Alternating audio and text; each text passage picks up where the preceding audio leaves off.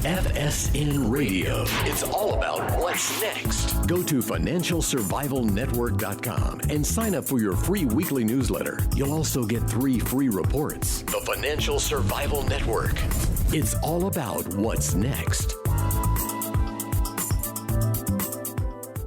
Welcome. You are listening to, and perhaps even watching, the Financial Survival Network. I'm Kerry Lutz. Hey, we have an amazing guest for you today. Look, COVID has hit every business really hard. Some businesses have bounced back better than others. If you're Walmart, if you're Costco, if you're Target, then business has never been better.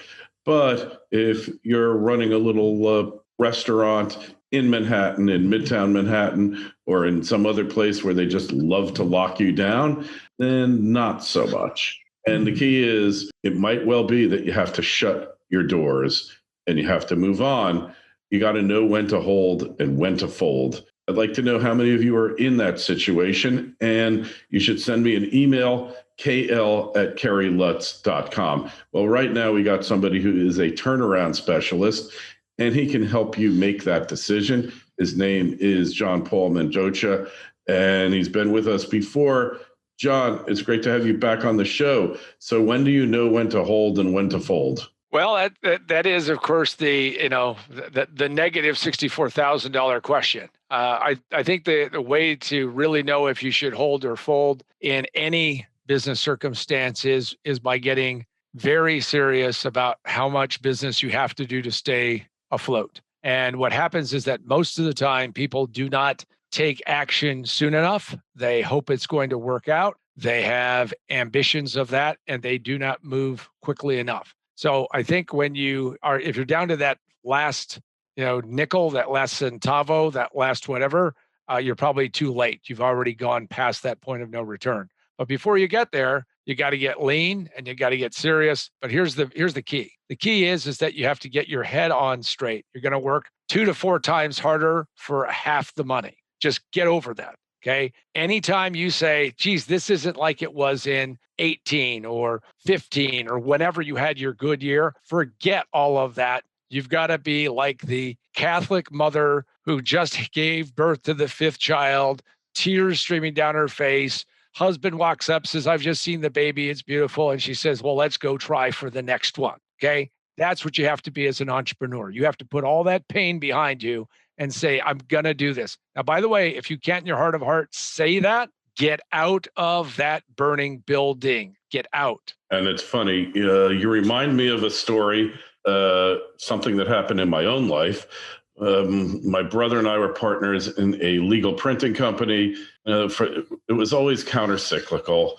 We made some bad mistakes business-wise, and really we were heading down. And I looked at it and I called up my brother. We were in separate offices. I managed our main sales office. He was in the printing plant. And I said, Phil, if we don't cut $250,000 in costs right now, we're dead. We might as well close our doors. So we looked at every expense in our P&L. We basically broke a lease, because we figured we're better off breaking this lease and settling with them later. It was killing us. I mean, we didn't want to go bankrupt, but we were prepared to. So we broke this lease. Then we replaced our accountants who were charging like a Wall Street law firm, literally $70,000, $80,000 a year. Wow. I mean, it was ridiculous for a company bringing in a couple $1 million a year. That was just outrageous. And they weren't good. Then what else did we look at? We literally looked at everything. I think we even got rid of our water fountain for a while. That's how bad it was. Everything that we could possibly, we laid off 2 or 3 people. And actually what we came up with, John, we actually knocked off $350,000 from our bottom line. We moved offices. Almost from the day we moved offices, it almost made me believe that our old office, the feng shui was bad. We were on the back of the dragon. We got off the back of the dragon, we moved. And from that day on, business took off. Also managed to hire a couple of really great salespeople. And sales will cure a lot of problems, and lack of sales will expose a lot of problems. My point being that it's kind of the Socratic method here. The answer lies within, right? It very much does lie within. And when I go and I do an intervention, if I'm going to do a turnaround, the first thing I do is get kind of a lay of the land of my client. And I find what I call the Swedish meatball guy, and I fire him first. And the Swedish meatball guy is that everybody says, I hope you're going to be here, John, for Thursday, because Phil brings in his slow cooker and he makes these amazing Swedish meatballs. Now, this is Tuesday, and we're already anticipating lunch on Thursday. And we just start talking, and I meet Phil, and the first thing Phil says, you're going to be here on Thursday. I'm going to bring in some more meatballs. And I go to my client at dinner, and I say, we're shooting Phil tomorrow. There's not going to be any more meatballs. And pisses off the staff to no extent. But I say, listen, they're dominated. They're spending their time diffused. They're not focused. They're not thinking about the business. We're in a serious problem. This is just not the way that you get serious about life. You can have whatever you want down the road, but in the middle of a crisis like we are in now, you have to get very focused. You have to get rid of extraneous things. If you want a piece of video to go watch a piece of video that shows the U.S. Navy pushing perfectly good helicopters into the South China Sea in 1975 because there wasn't enough room on the carrier deck, okay?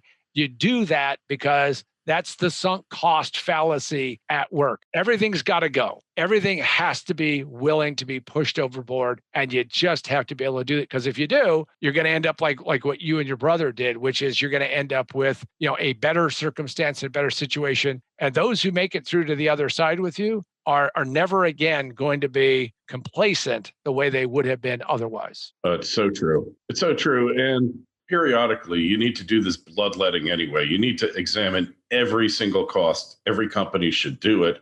We didn't have a corporate jet, unfortunately, but if we had, we would have gotten rid of it. But from this, John, I found that, and you probably have experienced the same thing, you can walk into any company, anywhere, it doesn't matter what they're selling, and probably within 15 minutes of watching the place, you know exactly what's wrong with it. It won't be a mystery because it's going to be a people problem. And it's going to be a people problem that manifests itself into costs, unnecessary costs, bad markets, unprofitable markets, bad production, bad quality. The problems, I guess, what I'm saying are universal, aren't they? They're universal, and I would agree with that. However, they're like a Rubik's Cube. There's so many different combinations of these things. And that's why if you go in there and you look at it, you have to say, okay, what are we going to try to fix first? And what I always say is, look, can we cut costs by 10%? Can we raise prices by 15%? Can we go back to everybody we're doing business with and get another order out of them or something out of them? And if we could do those three things in a short period of time, we've got a chance of moving this thing along. On top of which, if you want to know the real shortcut, especially since I come in on the sales, marketing, advertising, promotion side, is you fire the entire sales force. You just fire them all. The good ones, the bad ones, you just fire them all, which of course, I have had few clients who would do it. Every client who let me do that actually was very happy on the other side, because here's the thing. If you fire everybody, then there's no favoritism. Now, does that mean that about 20, 30, 40% of the really good ones come back? Absolutely, because they're not going to take no for an answer. Anybody who says, okay, I guess I saw it coming, I'm moving on, that's not the person we want. The person I want is this guy, Jerry, force of nature, fired him. And Jerry said, wait a second, I don't think you should fire me. I need 15 minutes of your time to convince you that I'm the right guy. I said, Jerry, I'm going to be busy for the next 4 hours. Can you stick around? He says, stick around. I'm going to be working on I'm going to be honing what I'm going to tell you in that 15 minutes. Well, I didn't have anything to do for the next 4 hours. What I wanted to do is see what Jerry would do. Not only did he wait, but he gave me a dynamite presentation. And of course, we kept him. He ended up being fantastic. But why was that? Because he understood the severity of the situation. He wasn't going to take no for an answer. And these times, you have to be very blunt with people about what is going on in your business and make sure you don't want to sound desperate, but you want them to do business with you now. Your survival is based upon now, not some mythical time out in the future. Yeah, and that is a great point. One thing I notice so many companies look at when they have a marketing problem, when they talk about sales, it could be they have a bad sales force, but oftentimes, especially with online businesses, their branding sucks. They don't know how to brand. They don't know how to express benefits. You sell benefits. You don't sell features. I saw this. I was consulting with an online business, financial newsletter, been around for 20 years. And first thing I said is let's go back to all the people you lost and offer them a $1 special. Right. $1 special. Come back. We miss you. And that was effective. But then the system was way too complicated. The average person could not figure out how to do it. And the average person really didn't want to know how to do it. They wanted keys to the mansion given to them, which he was perfectly able to do. And there was a whole bunch of things that his branding was just horrid. And it wasn't like his colors on his website were bad, John. It was the entire concept was poorly conceived and poorly expressed. And you couldn't get a flyer written because every little speck of grammar had to be absolutely perfect. Whereas from your experience, lots of times the best ads are the least grammatical. It's don't try to impose grammar on a header here, on a headline. But, you get these people who think they know what they know. What did Mark Twain say? It's not what you don't know that's going to get you. It's what you think you know that's false. That's going to do you in. That's wrong. You see that so many times. But obviously, for a turnaround, the first thing you need to have is someone who is open, has an open mind, and understands the need to change, right? If you're not willing to step up and do whatever is necessary to make this work, then in all likelihood, you're not going to survive. You're absolutely right about the grammar police, the perfection police, the controlling freaky people, is that those people are going to kill you because you're absolutely right. In fact, there's this great ad from years ago, and the ad was for a spell checker. And it was in the Wall Street Journal. A guy named Joe Sugarman wrote the ad. I've met Joe and know Joe. And what it said is that there are 40 mistakes in this ad, spelling errors. And if each one that you circle, you get $1 off. Now, he was selling it for $100. So you could get $40 off. And I looked at him and I said, how many did you get on a weekly basis where they found all 40 errors? And he goes, it was pretty amazing. Now, he made dough at $60 a unit, right? But as I pointed out to him, and he wholeheartedly agreed, why does anybody need a spell checker if you can find all the mistakes by hand? But of course, that just goes to the fact of that those who are really obsessed with that are going to be able to find it anyway. Yeah, I absolutely agree with you. They'll say they have a marketing problem and they can't get a message out. They say that they have, I ran into this client who was struggling to get an email out. Well, my email was simply very quick, very to the point. And, his people hated it. Well, it worked because we actually got it out. Getting something done is always better than getting something perfect done tomorrow. Getting it done today is so critical. Hey, I had it to the point where I had 9 p.m. without periods. And I said Eastern time. And, well, you have to have the periods and you just say Eastern. I'm like, man. Okay, you spend your life doing this. It was the most frustrating gig that I ever did. And I didn't want it. It was a friend who was basically asking me to help him out. But, this is a case of one of those no good deed goes unpunished. I charged him. I wasn't doing it for nothing because my time is valuable. But I charged him way less than I would really charge somebody to go from top to bottom to really redo everything, FSN Radio. It's all about what's next. Today's show is brought to you by GR Silver Mining, ticker symbol TSX, GRSL, OTC, GRSLF, and their website at grsilvermining.com. The company is extremely well capitalized, currently has a resource of 40 million ounces of silver, and is looking to triple that number in just the next year alone. Its management team is first rate, headed up by Marcio Fonseca, a geologist with vast experience in mining operations and the financial sector as well. With all this going for it, and with silver trading over $25 the ounce, there's no telling how high GR Silver Mining will go. So go to grsilvermining.com to stay up to date on the latest developments and get on their notification list today. The Financial Survival Network. It's all about what's next. Oh, I absolutely agree that you have to do that. And the frustrating part about it is that if people are not willing to admit to the situation that they're in the middle of, then they are not going to be successful. They're not going to be a candidate for doing turnarounds. When people ask me, well, John, does that mean of the turnarounds you've done, all of them have worked? And I say, well, first off, the client usually they're the guys standing on their own air hose. They can't get any oxygen and they're just standing on it. And they're just killing themselves. I mean, I had a guy who had not only one building, he had two buildings. And I said, well, what if we rent these buildings out to somebody else? And then we go to a more virtual mechanism, right? Which is what we talk about is happening today. And he said, yeah, but I've got a flag out front. I've got a flag. Now, I mean, let's say you're going to go down the drain because you had somebody make a flag with your logo. So every day when you drive up, you can sit there and look and see your flag.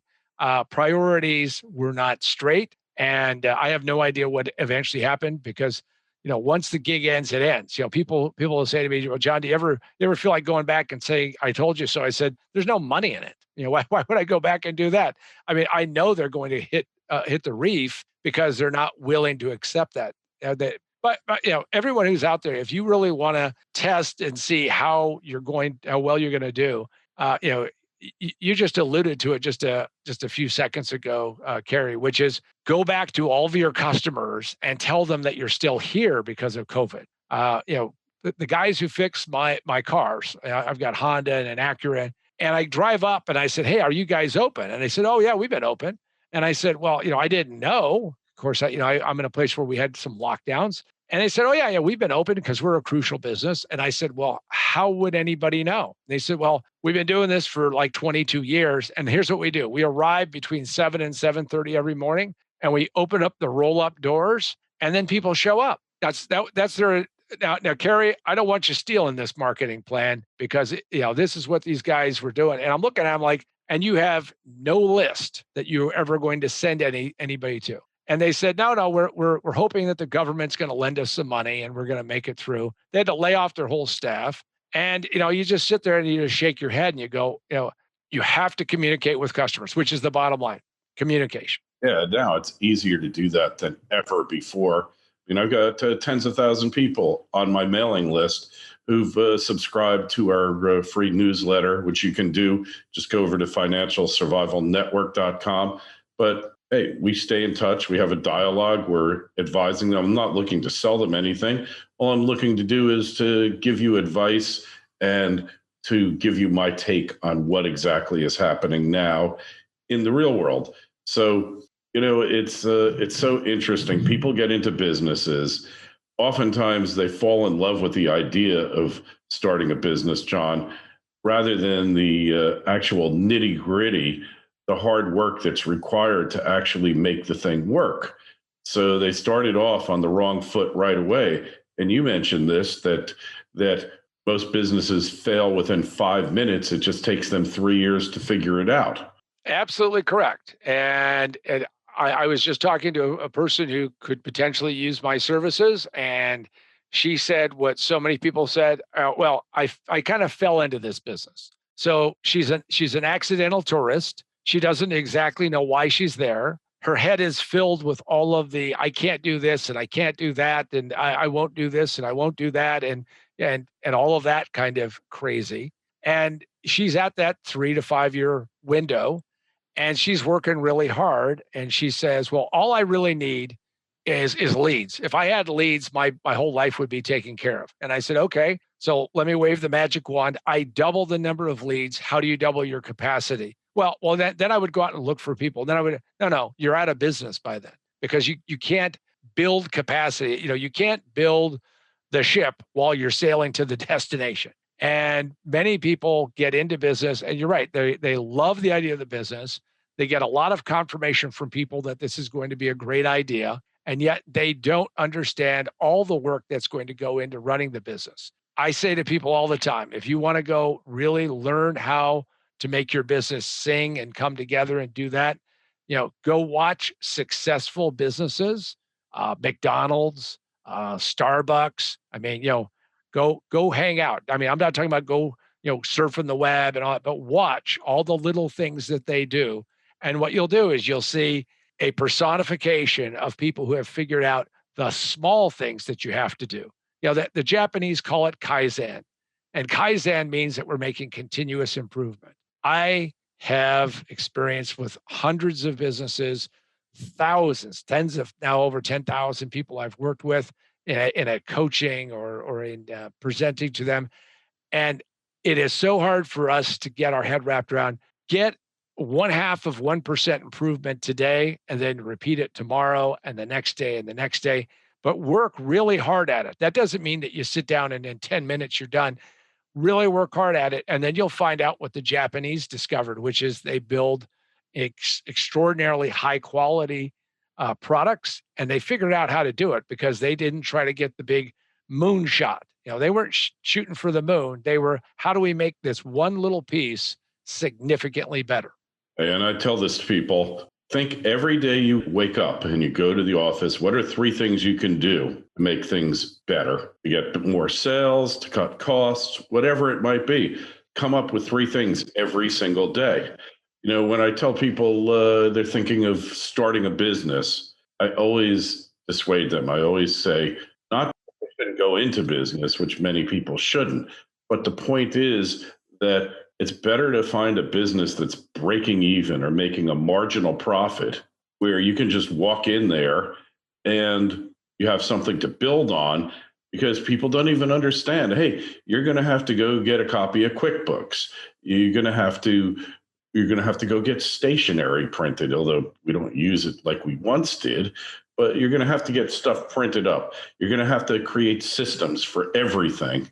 To walk into a business, even if it's not functioning right or optimally, but just to be able to have that as a starting point to build on, assuming it's not the Titanic that's about to sink. I mean, you think about it, it just makes so much more sense. And you don't have to worry about SBA loans usually or anything else, because these marginally profitable businesses, the owners will generally finance you with a small down payment anyway, if they believe that that you're going to be able to pay them back. You said a mouthful there. The mistake that people do all the time is they look at somebody and they say, oh, I think I can do that better. The question is, can you do it better, as you just described, inside of that business, or going out and doing it a different way? Probably one of the biggest illnesses, and I know that there's no vaccine for this, is people who say, I want to be a contrarian. I want to do it differently than anybody else is doing it. Now, that sounds good, and maybe intellectually you can think about being different, and I'm all for that. But you have to be careful what you're a contrarian at. You have to be a contrarian, and what is that? So that's usually somebody who's upset with something versus understanding what customers will pay for. Customers want to believe that you're going to deliver value, and that value is going to satisfy something, and that value means something. Just because you walked out and said, oh, I didn't like the way they did it, I'm going to go invent a different way to do it. Okay, that may not be enough to start a business. And if in fact you're going to go take over a business, this is, I have a airplane story. I've lived on airplanes, except this year. I've lived on airplanes. And I'm flying back from Denver to Southern California, where I live. And I'm sitting next to this couple, and they're ebullient. I mean, they are ecstatic. They are now in the process of going out and hawking their house and they're going to buy a coffee shop in Breckenridge, Colorado. And they start talking to me. And I know, Kerry, you're going to find this hard to believe, but I pick up conversations all the time with people. I mean, it's, sometimes I break out of my shell and I say, tell me about this. And they start telling me, and I say, how far is the coffee shop you're buying away from the Starbucks? And they said, oh, it's about 3 blocks away. I said, okay. And what's the parking situation for you versus Starbucks? Oh, Starbucks has this nice parking lot. This has got not as much parking. I said, okay. I said, how much time have you spent working in a coffee shop? How about none? I said, here, I'm going to save you guys. How much you got to go out and take out of your house? Oh, $850,000. I'll give you the best advice you're ever going to get. Go while you still have, because they both had day jobs, go work at a Starbucks, 2 different Starbucks. If you show up 1 month in a row of shifts, you're going to be made a manager or a head cashier or something, because Starbucks is going to go, wow, this person keeps showing up. Amazing. I said, learn what Starbucks does. And now, and she goes, well, no, I don't think I want to go through that. I said, then I predict disaster, because you don't know what you don't know. And you don't know what Starbucks knows. And Starbucks knows how to take coffee, ridiculous item, and sell it for as much as they sell liquor in a strip club. And this has no alcohol and no naked women. And they're selling this stuff. So I think they know something about coffee. Now, by the time we get to our destination, she's crying, he's upset, and they walk off grumbling, and I never hear a word from them again. But what hopefully I did was stop them from being just insane and blowing $850,000. Oh, and by the way, they've never lived in Breckenridge, and they've never lived in a mountain community. And yeah. Well, you know what happens when you're in high altitudes, coffee doesn't get as hot. I can't stand drinking coffee when I'm in Vail or Beaver Creek, because it's like lukewarm to me. And to get it, I don't know how you get it that hot. Well, I think I've gone over a lot. I know you're going to want to reach out to John, find out what he can do for you. You probably want to check out his books. John, what is the best way to connect with you? How can you gain the benefit of John Paul Mendocha's wisdom? You can go to positiontowinbook.com, positiontowinbook.com. You can also go to Amazon and pick up my books. You can get for this day and age, you can get Remote Work for a Better World, in which I talk about the whole thing about how to do remote work. I've been doing that for a long time. Also, you can pick up my book, my work of love that took me 30 years to get done, which is most businesses fail in the first 5 minutes. It just takes you 3 to 5 years to realize it, Position to Win. And you can go check it out there.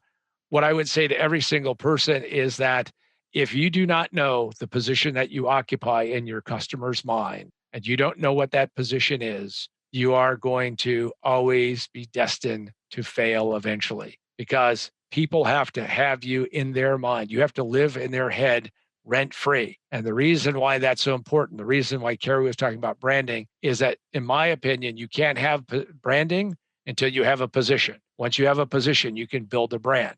But most people don't have either. And that's a double loss. So that's the quickest way to get a hold of me, is go to positiontowinbook.com. Excellent. And there's a link to it in the show notes to this interview on financialsurvivalnetwork.com. Make sure you sign up for our newsletter. Send us emails, what you think about this. Will it make an impact in your business? The email address, kl@kerrylutz.com. John, been a total pleasure. Thanks so much for stopping by. Thank you, Kerry. Appreciate it. FSN Radio. It's all about what's next. Go to financialsurvivalnetwork.com and sign up for your free weekly newsletter. You'll also get 3 free reports. The Financial Survival Network. It's all about what's next.